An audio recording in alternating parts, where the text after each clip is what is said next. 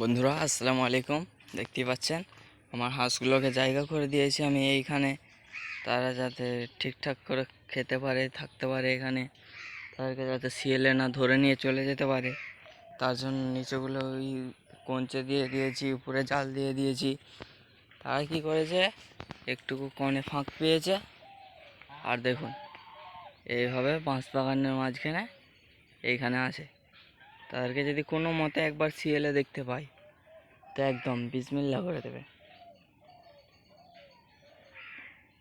এভাবে থাকলে ভালো, অবশ্য খারাপ নয়, কিন্তু তাদেরকে যদি একবার শিয়ালে দেখে না, তাহলে একবারে তাদের নাস্তা হয়ে যাবে আজকে।